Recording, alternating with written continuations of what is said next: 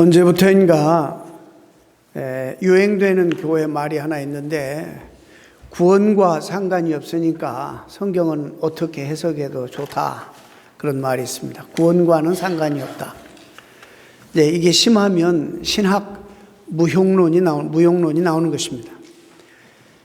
신학을 선택을 해야 되고, 뿐만 아니라 이것은 성경이다, 하멜레릭이라고 그래요. 성경 해석의 원리를 일관성 있게 해야 되는 겁니다. 교회에 성도들이 무지하고 분별력이 없으면 목회자들이 어떻게 설교해도 괜찮지만, 또 성도들 가운데 좀 분별력이 있고, 그 다음에 좀 성경 전체 흐름을 좀 알고 이러면, 목사님이 성경 해석이나 이런 것들이 일관성 없게 하시네, 이렇게 알게 되는 겁니다. 사실 여러분들이 모르면 아무렇게나도 설교할 수 있는 거예요. 구원과는 상관이 없으니까. 근데 굉장히 이게 위험스러운 말이에요.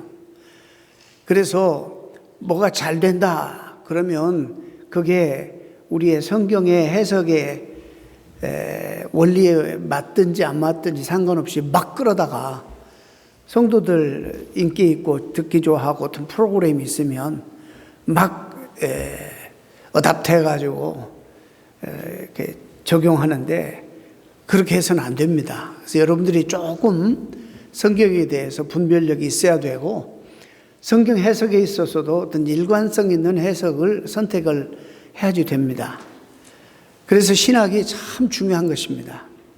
어차피 모든 사람들의 생각이 다 동일할 수 없고, 그 다음에 성경 해석에 있어서 강조점을 다 똑같이 동일하게 그렇게 강조점을 둘 수 없습니다. 그렇기 때문에 어떤 신학과 어떤 신앙 전통이 가장 성서적이고 또 가장 또 하나님이 기뻐하시고 하나님의 영광을 드러내는지, 이런 것들 여러분들이 잘 아셔야지 분별할 수 있는 것입니다. 여러분, 이 강단에서 설교하면, 여러분들을 무시하면 아무거나 갖다 대는 겁니다. 이렇게 했다, 저렇게 했다. 그러면 그 조금만 죄로우면, 분별력이 있으면 목사님 설교가 일관성이 없는데, 이렇게 눈치채야 되는 겁니다. 그런 걸 모르고 무분별하게 다 들으면 안 되는 것입니다. 아시겠죠? 대단히 중요합니다, 이 부분이. 이 세상의 종교는 수차례 이야기했지만 자력 종교와 타력 종교가 있어요. 천국이 있다면, 구원이 있다면 내 힘으로, 내 노력으로 그 영광에 이르고 구원에 이르는 종교가 있고, 시도하는, 아니면 나는 무능해서, 전적으로 타락하고 무능해서 나는 할 수 없고 어떤 타자에 의해서, 즉 하나님에 의해서 내가 구원받을 수 있다라고 주장하는 이 기독교죠. 그래서 기독교는 철저하게 타력 종교입니다. 하나님이 우리에게 오셔야지 시작되는 게 신앙생활이에요. 그리고 왜 교회를 다니면서도 신앙이 안 자라고 왜 이렇게 성숙되지 않는가? 하나님의 은혜의 교리에 의존하지 않기 때문이에요. 늘 계속되는 구원뿐만 아니라 하나님의 은혜를 계속 받아야 되는데 안 받으니까, 이 은혜라는 말은 우리를 구원하시는 은혜도 있지만 나를 그리스도인답게 끌고 가는 어떤 하나님의 놀라운 신비스러운 힘과 능력도 은혜라고 말할 수 있습니다. 내가 착하게 살고 선을 베풀고 죄를 지으면 수행을 통해 구원에 이를 수 있다고 여기는 것이 이게 자력, 내 힘으로. 그래서 티베트 불교 수행은 정말 대단합니다. 온몸에 고무를 둘러감고 몇 달을 길바닥에 수행합니다. 온몸이 다 으스러질 정도로 절을 합니다. 참, 난 너무나도 안타까운 거예요. 근데 우리 같은 사람은 그렇게 할 의지도 없어. 그렇기 때문에 너무 이 하나님의 은혜가 감사할 수밖에 없습니다. 하나님 편에서 우리에게 오셨어요. 주님이 나에게 찾아오셨습니다.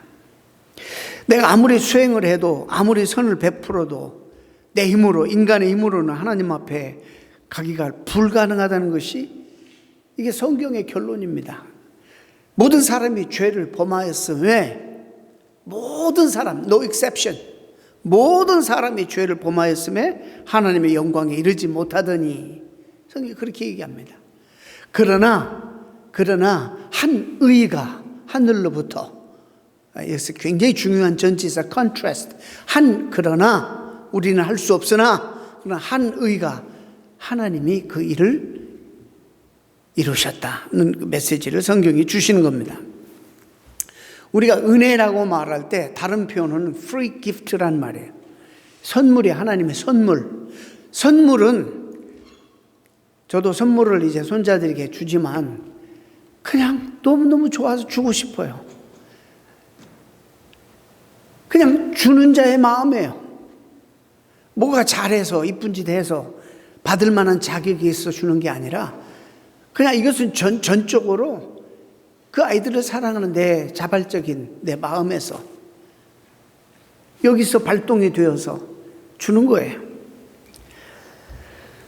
free gift, 이 이해를 못해요. 왜냐하면 우리가 어디에서 왔냐면 철저하게 자력 종교의 배경에서 왔어요. 우리가 믿었던 과거의 무당, 무속신앙, 토테미즘, 애니미즘, 다 그런 것들이 우리의 노력으로, 우리의 헌신으로 뭔가 선한 사람이 되고 수양이 되고 구원이 있다면 그렇게 해서 가야 되는 것으로 아는 그런 배경에서 자랐어요. 그런 문화에서. 또 자본주의 국가는 뭐든지 소중한 것을 얻기 위해서는 내가 노력해서 대가를 지불해야지만이 얻는 이런 구조 속에서 살아가니까 이게 용납이 안 되는 거예요. 그냥 받는다는 거예요. 영원한 생명을 그냥 받는다? 왜 그냥 받아요? 여러분 복음을 알면 여기에 대한 엄청난 하나님의 희생이 있었다는 걸 알잖아요.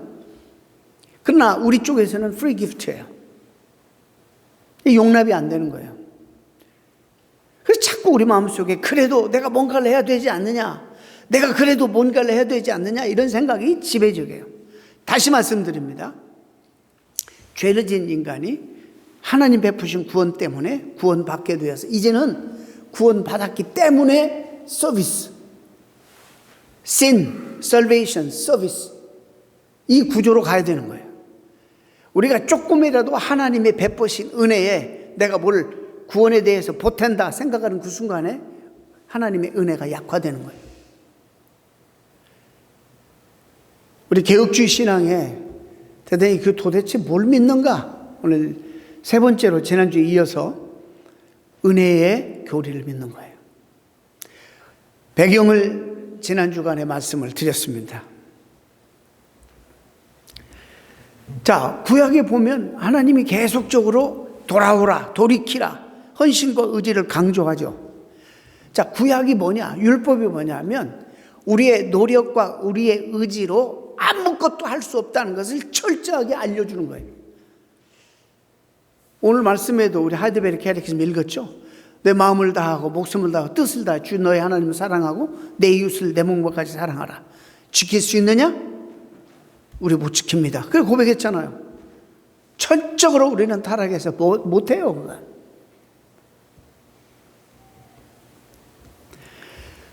우리는 절망적이에요. 이 율법이 우리가 죄인이라는 것을 지적하는 거예요. 처절하고 비참한 상황이 있다는 것을 율법이 우리에게 강조하는 거예요. 소망이 없는 우리에게, 그러나 하나님 편에서 우리를 살리시기 위하여 그분이 하신 일, 예수 그리스도를 통해서 하신 일, 거기에 율법이 우리를 이끌어가는 몽학선생이다. 거기까지 율법은 기능이 있는 것입니다. 그러나 그 율법의 기능이 이제 바뀌어요. 그리스도를 만난 이후에 우리의 삶의 표준으로 구원받기 위해서가 아니라, 여러분 이 은혜를 잘 이해를 하셔야 됩니다. 톰 소유의 모험, 이 글을 쓴 마크 트웨인, 미국인들에게 막대한 영향을 끼쳤죠. 특히 지성인들에게. 특별히 1800년 후반기에 1870 몇 년도에 사람 활동해서 이 책을 썼는데, 미시시피 강 유역에서 살면서 거기 소재를 삼아서 특별히 인종 문제를 그때부터 다룬 거예요. 막대한 영향을 끼치고 좋은 선한 영향을 끼친 사람입니다.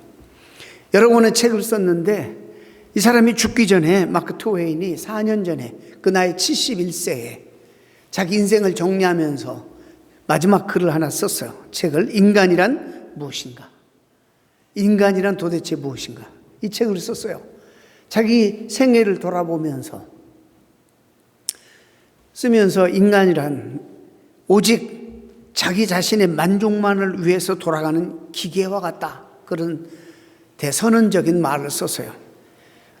기계는 감정이나 어떤 느낌, 생각이 없습니다. 그냥 스위치 버튼을 누르면 설계한 방식대로 작동하는 게 기계입니다. 근데 인간은 기계와 달라서 감정도 있고 느낌도 있고 생각도 있고 그런 것 같은데 가만히 보니까 살아보니까 이 모든 것들을 무시하고 자기 만족만을 위해서 기계와 같이 돌아간다. 이런 인생이다. 아무리 고상한 말을 해도 아무리 그럴듯한 말을 해도 자기 만족만을 위해 살아가는 인간이구나. 이것을 빗대어 참으로 기계와 같은 인간이다. 그렇게 글을 남겼습니다. 오늘날의 질문이 가장 중요한 질문이 여러분 무엇입니까? 사실상 인류의 최초의 질문이기도 하고 지금까지 가장 중요한 질문이 나는 누구인가?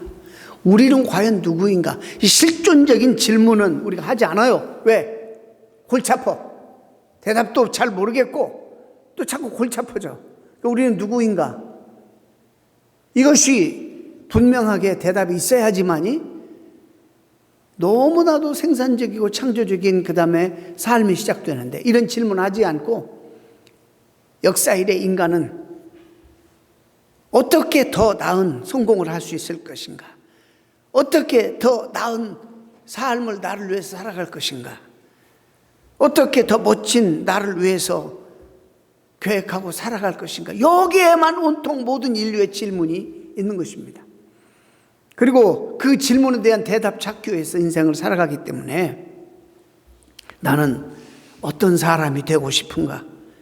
질문 자체가 잘못되어 있습니다. 사실. 그렇기 때문에 삶이 여전히 어긋나는 것입니다. 우리에게 가장 중요한 질문 뭐라고요? 나는 누구인가? 우리 스승이었던 손봉호 교수는 책을 썼는데 젊을 때 나는 누구인가? 그 다음에 철학적인 어떤 사고를 많이 하시고 또 책을 냈는데 별 수 없는 인간 이런 두 책을 써가지고 한국 지성인들에게 큰 도전을 줬어요. 나는 누구인가? 얼마나 중요한 질문인지 몰라요. 왜냐하면 내가 누군가에 대한 이해에 따라서 구원의 방법에 대한 이해도 결정적으로 영향을 받기 때문입니다. 여러분 어거스틴이 등장하기 전에 그 당시에 교회를 지배했던 사상이 뭐냐면 펠라기우스라는 사람이 당시 얼마나 센세이션을 일으켰는지 몰라요. 인간이 타락으로 인해 죽은 존재인 것을 인정하지 않았습니다. 원죄를 부인했습니다. 인간은 마치 태어날 때 하얀 도화지와 같다. 하얀 도화지 맞아요? 도화지라고 그래요? blank paper. 그래서 살아가면서 아름다운 그림을 그리면 천국 지옥이 있다며 갈 것이고 더럽고 추한 그림을 그리면 멸망받고 심판을 받게 될 것이다. 이렇게 주장했습니다. 제가 오늘 이런 이야기를 하면 우리가 살아온 배경이나 그동안의 사고의 틀이나 인식의 틀이 결국에 하나님의 은혜를 이해하는 데는 너무나도 어려워요. 한계가 있어요. 그 점을 여러분 먼저 말씀드립니다. 이게 어려워요, 설교가. 왜냐하면 우리가 살아온 인식의 틀이 이미 교육 과정이나 이런 환경이나 우리가 성장하면서 가졌던 모든 이런 환경이 이미 우리에게 인식의 틀을 심어줬어요. 근데 이것이 뭐냐면 자연스럽게 자력 종교예요. 그래서 누구에 의해서 그냥 받는다? 용납이 안 돼. 비겁한 것 같고. 복음이 공짜? 그래서 싫어. 여러분 공기를 돈 주고 마십니까? 햇빛을 돈 주고 쬐십니까? 돈으로 환산할 수 없는 너무 소중하고 귀한 건 하나님 우리에게 무상으로 주신다는 거 모르세요? 어머니의 사랑, 이게 돈 주고 우리가 얻은 거예요?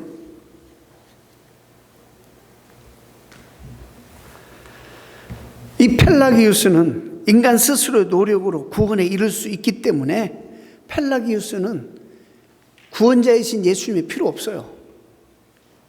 그러면서도 예수님을 본받고자 했는데 그 이유는 아담은 하나님께 불순종해서 나쁜 모델이지만은 예수님은 순종하여서 선을 행했기 때문에 좋은 모델이라, 우리가 본받아야 될 모델이라 이렇게 생각해서 따랐어요. 즉 다시 말해서 예수 그리스도를 구원자나 메시아로 여기지 않고 도덕적인 모범으로 여겼습니다. 이러니 교회에서 정죄받지 않겠어요? 이건 성서적이 아니잖아요. 그래서 삼위일체론도 부인하고 원죄도 부인하고, 그러니까 교회에서 이단 정죄를 받고 쫓겨납니다. 자리 잡지 못했습니다. 그러나 이런 사상이, 사탄의 이런 역사가 교회 안에 계속 있었던 것입니다. 이제 이 펠라기우스 주장과 성경을 반쯤 섞은 세마이 펠라기우스 주의자들이 생겼어요. 그래서 이것을 신학적인 용어로 세마이 펠라기안이라고 그래요. 원죄를 인정합니다. 인간 타락을 인정합니다. 대표자는 서방의 이집트 수도원 제도의 정신을 소개한 조한 카시안이라는 사람이에요. 그리고 그의 추동자들. 그리고 이런 사상이 종교개혁 당시에 로만 캐톨릭 교회를 지배하고 있었어요. 타락 인정해요. 성경이 얘기하니까 원죄도 인정해요. 그러나 인간의 자유의지를 말살하지는 않았다고 봤어. 죄로 죽은 것이 아니라 단지 심각하게 병든 존재이며 연약해져 버린 존재, 미약해졌지만 그러나 아직도 선의 씨앗이 인간에게 남아 있다고 보았습니다. 그의 주장에 따르면 구원은 하나님과 인간의 협력으로 이루어지는 것인데, 인간의 의지가 먼저 반응을 보여야지 하나님이 우리 안에 들어오신다. 하나님의 은혜가 없어도 인간 스스로가 회복을 위한 첫걸음을 내딛을 수 있다. 이렇게 주장해서 인기를 얻었습니다.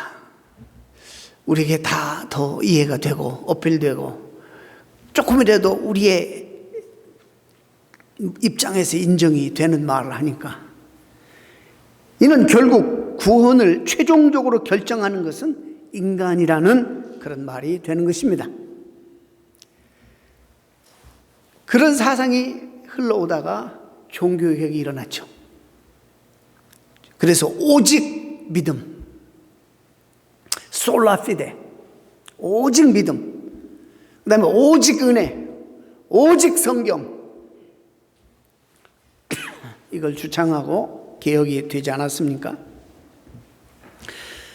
종교개혁자들이 종교개혁을 한 다음에 16, 17세기에 강의하는 것 같아 죄송합니다만 간단하게 합니다. 소시니안주의가 있었어요. 영어로 말하면 The Minor Reformed Church of Poland. 이 파우스트 소친이라는 사람이 폴란드에 가서 폴란드 교회 성도들에게 엄청난 영향을 끼치고 우리가 흔히 지금 말하는 유니테리안 교회 처치를 창설했어요. 삼위일체를 부인하고 예수 그리스도의 신성을 부인하고, 이건 완전히 이단 사설입니다. 이 펠라기아니즘을 그대로 또 받아들였어요. 원죄를 부정했습니다. 여러분, 왜 종교개혁자들이 종교개혁을 일으켰는지, 왜 당시에 개혁자들이 칼빈을 비롯해서 배자, 그 다음에 루터, 칼빈, 배자 이런 사람들이 왜 그렇게 그 외의 신학자들이 그 당시에 정통신학을, 성경적인 신학을 정립하려고 고백서를 만들어내고, 그래서 하이드베르 캐릭에서 벨직 고백서, 웨스트민스터 신앙 고백 이런 것들을 왜 만들었는지, 왜 일평생을 들어서 그들에게 몰두하고 전념했는지 그 배경을 우리가 알아야 됩니다. 이렇게 비성서적인 이야기들로 성도들을 현혹하고 그리스도의 하나님의 은혜를 자꾸 데미지를 입히고 우리의 공로를 자꾸 들어 세우는 그런 사상들이 많았기 때문입니다. 이 그룹 가운데서도 또 지난 주간에 말씀드린 알미누스라는 알메니안주의, 그를 따르는 사람들이 나타나서 인간의 타락을 심각하게 인정합니다. 하지만 예수님을 영접할 것인지 말 것인지 결정할 만큼의 힘은 우리 인간에게 남아있다, 이렇게 주장하는 것입니다. 여기서도 결정적인 구원의 열쇠는 결국에 인간이 쥐고 있다는 거예요. 하나님이 아니라, 그러니까 이거 하나님의 은혜 교리를 엄청나게 참으로 데미지를 입힌 사람이에요. 19세기에 들어와서도 우리가 소위 말하는 자유주의 신학자들, 우리에게 훨씬 더 어필되죠. 훨씬 더 합리적인 생각이죠. 우리의 이런 의식 구조 속에서 훨씬 용납하기 쉬운 그런 인문주의가 일어나고 인간 낙관론이 고개를 들고 우리 흔히 말하는 자유주의 신학자들이 많이 등장하게 되죠. 헤겔이라는 사람은 토마스 아퀴나스가 말한 것처럼 인간의 이성만큼은 타락하지 않았다. 인간의 이성으로 얼마든지 타락하지 않았기 때문에 선한 삶을 살 수 있다. 자유주의 신학자 아버지라고 불릴 수 있는 슐라이마커는 인간의 신의존성, 감정만큼, 신을 의존하는 감정만큼은 부패하지 않은 것처럼 생각했습니다. 칸트도 인간의 도덕적 의지가 남아있다고 생각했습니다. 인문주의에 엄청 공헌을 한 사람, 철학자임은 분명하지만은, 그러나 어느 한 부분만큼은 죄와 허물로 죽지 않고 남아있다고 본 사람들입니다. 이 모든 사상은 성경을 떠난 펠라기우스 잔재들입니다.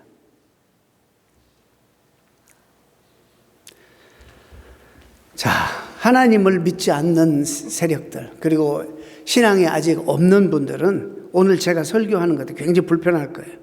인간이 전적으로 타락한 죄인이라는 사실, 그리스도의 은혜에 의한 구원의 교리, 참으로 말도 안 되는 소리라고 여러분 얘기할 겁니다. 저는 지금 성경을 얘기합니다.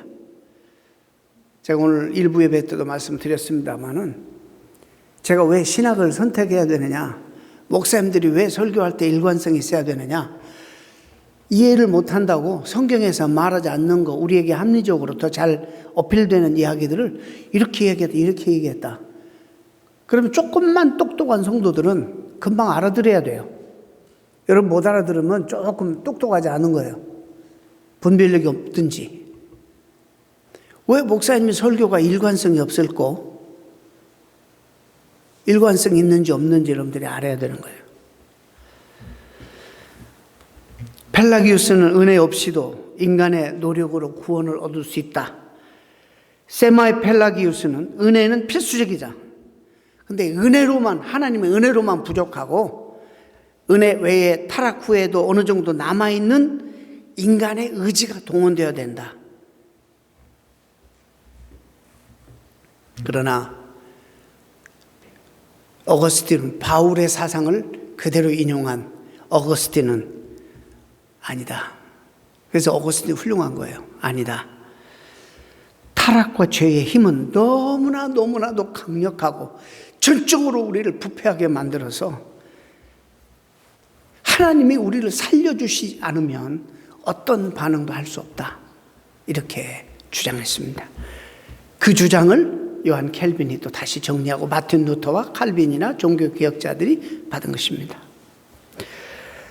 결국 이 문제, 이 논쟁의 핵심은 인간이 복음을 받아들이기 전에 인간의 영혼을 새롭게 창조하시는 사역을 도대체 하나님께서 먼저 주도권을 쥐고 주도하신다라는 사실을 강조하는 것입니다. 다시 말해서 구원론이 어디에 의존되어 있느냐? 하나님이냐 인간이냐, 이 논쟁이에요. 어렵게 생각하지 마세요. 여러분이 구원받은 게 여러분의 노력으로 받았나, 하나님의 은혜 주셔서 여기까지 왔는가, 여러분 생각해 보시기 바랍니다. 내가 결단해서 왔다? 그리고 내가 노력해서 이렇게 왔다? 라고 생각하는 주장과 그렇게 보였지만 뒤돌아보니 전적으로 하나님의 은혜였다.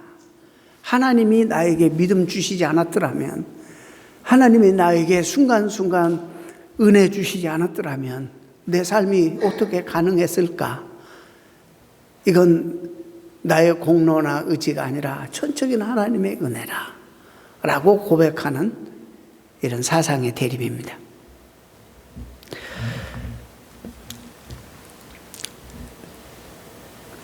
어거스틴이 이런 표현을 썼어요. 하나님께서는 일방적으로 우리 인간의 의지와 상관없이 단독적으로, 독립적으로, 절대적으로 죄인의 영혼을 변화시킨다. 어거스틴이 한때 방탕했잖아요. 단순히 그의 경험만 가지고 말하는 것이 아니라 성경적인 사도 바울의 신학을 정리한 결과 그렇다는 거예요. 인간이 그리스도께 나올 힘을 가지기 이전에 하나님께서는 먼저 새로운 생명을 그 영혼에게 불러 넣어야지 반응할 수 있다 주장한 것입니다. 그래서 거듭남, 중생이라는 것은 전적으로 하나님의 단독 사역이라는 거예요. 그리고 이 사역은 전적으로 하나님의 은혜로만 가능하다고 말하는 거예요. 인간이 거듭나기 위해서 할 수 있는 것도 얻어낼 수 있는 것도 아무것도 없다고 말하는 거예요. 요한복음 6장 65절에서 잘 들으세요. 내 아버지께서 나에게 오게 하여 주시지 아니하면 누구든지 나에게 올 수 없다. 이렇게 말씀하고 있어요.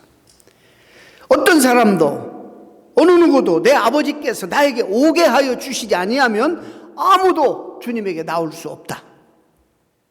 결국 인간은 하나님께서 그리스도를 믿음으로 받아들일 수 있도록 해주시 않는다면 어떤 방법으로든지 그 누구도 그리스도를 믿을 수 없다라는 말이에요.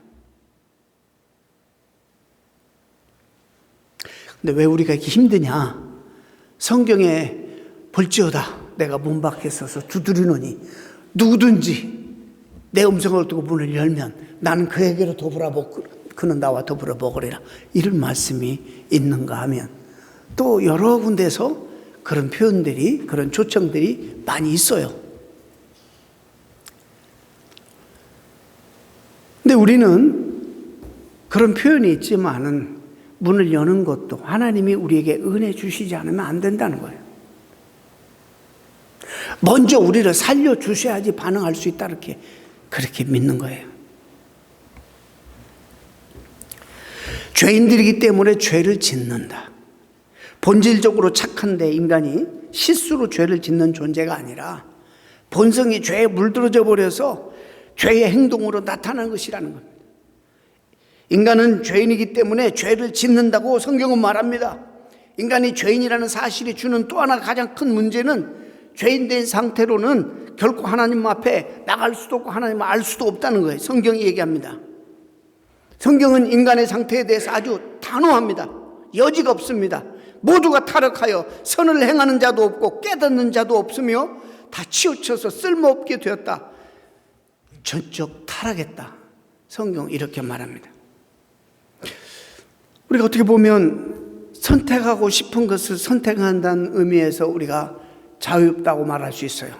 그런데 문제는 여러분, 우리가 많은 것을 선택하는데 하나님이 원하시는 것을 결코 선택하지 않는다는 데 있습니다. 선택할 수 없다는 데 있는 것입니다. 우리의 의지는 철저히 속박되어 죄의 노예인 것처럼 도덕적으로 무능한 존재가 되었습니다.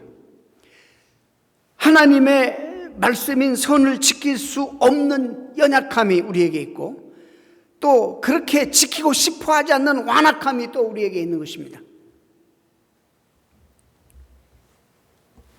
그렇게 살지도 않으려고 하고 살려고 하지도 않고 그런 의지도 없게 돼요. 아까 우리가 여러분 말씀드렸지 않습니까?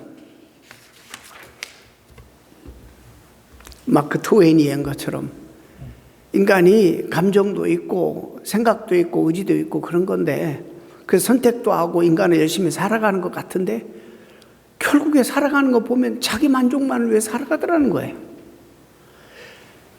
철저하게 자기가 원하는 것들만을 추구하면서 하나님이 원하시는 것에 대해서 관심이 없더라는 거예요, 인간이.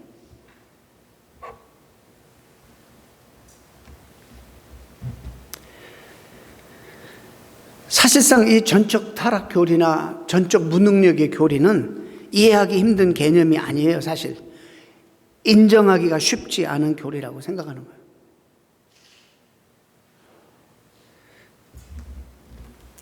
인간이 허물과 죄로 죽었다는 성경의 주장을 그대로 받아들이지 않는 사람은 오직 은혜로 구원받았다고 말할 수 없는 사람이에요. 인간의 공로가 미약하나마 있었다고 말할 수밖에 없습니다.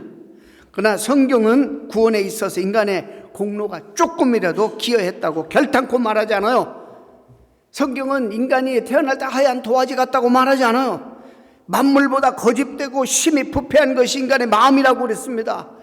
모세는 또 다윗은 말하기를 죄악 중에 출생하였다고 말해요. 성경은 인간 안에 약간의 희망이라도 둘 수 있는 선한 씨앗이 남아있다고 말하지 않아요. 오히려 오늘 본문에 의인은 없나니 하나도 없으며 깨닫는 자도 없고 하나님을 찾는 자도 없고 다 치우쳐버려서 한 가지로 무익하게 되고 선을 행하는 자는 없나니 하나도 없도다. 저희 목구멍은 열린 무덤이요 그 혀로는 속임을 베풀며 그 입술에는 독사의 독이 있고 입에는 저주와 악독이 가득하고 그 발은 피 흘리는데 빠른지라 파멸과 고생이 그 길에 있어 평강의 길을 알지 못하였고 저희 눈앞에 하나님을 두려워함이 없느니라.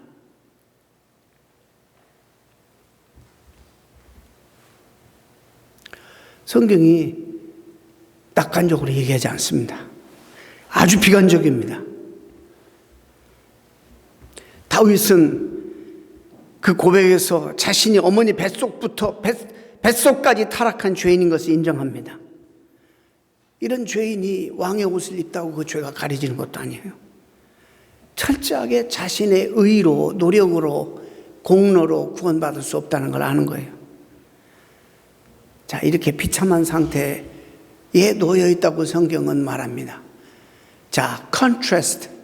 그러나 접속사보다 그러나 한 의가 하늘로부터 나타났으니 우리가 절망 가운데 우리가 우리를 스스로 반응할 수 없을 때에 하나님 편에서 한 의가 나타났으니 인간의 방법으로 안 되어서 하나님은 하나님 자신이 우리에게 그분이 찾아오실 것입니다.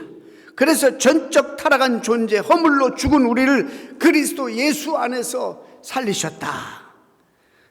그 은혜를 인하여 믿음으로 말미암아 구원을 얻었나니. 그래서 그 구원은 우리에게 난 것이 아니라고 말합니다. 하나님의 선물이다. 이렇게 선언하고 있습니다. 그렇기 때문에 죄인된 인간에게 성경이 제시하는 유일한 해결 방법 치료는 죄의 구원을 죄의 문제를 해결하기 위해서 오신 예수 그리스도를 믿는 그 길밖에는 없는 것입니다.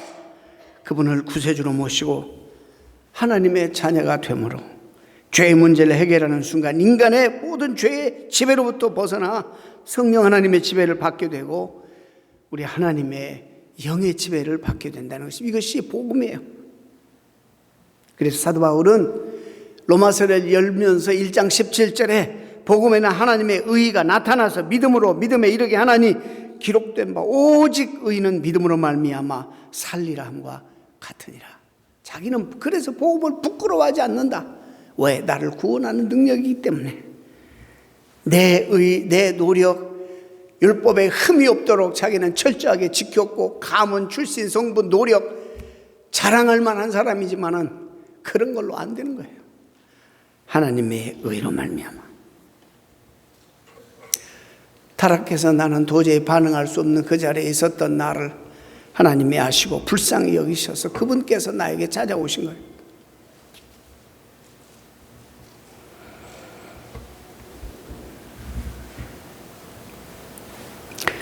예수 믿어서 이 은혜의 교리를 알게 된 사람들은 자꾸 뭔가 시도하려는 시도해야죠. 헌신도 해야 되고. 그러나 제일 먼저 해야 될 것은 내가 죄인임을 인정하는 거야. 내가 하나님 없이는 살 수 없는 죄인이구나.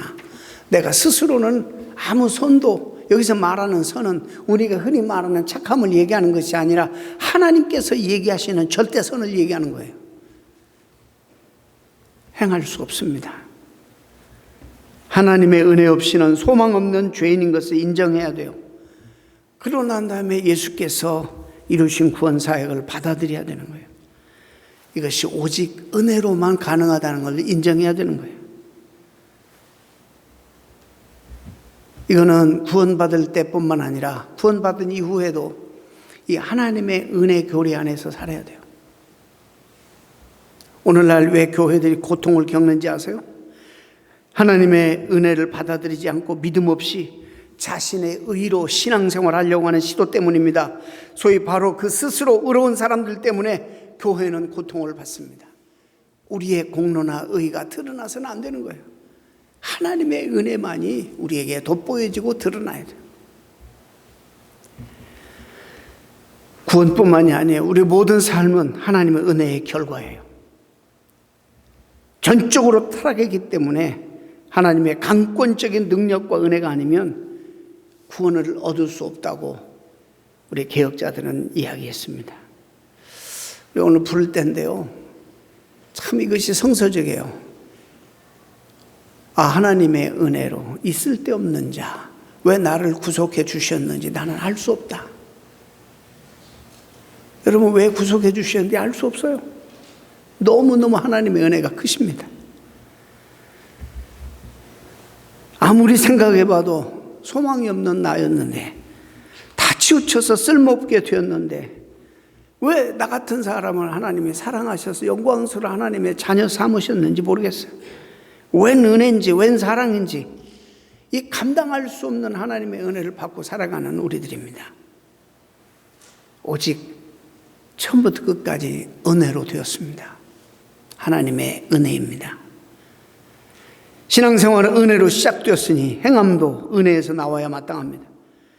측량할 수 없는 그런 은혜를 받았으니 이 은혜로 살아야 합니다.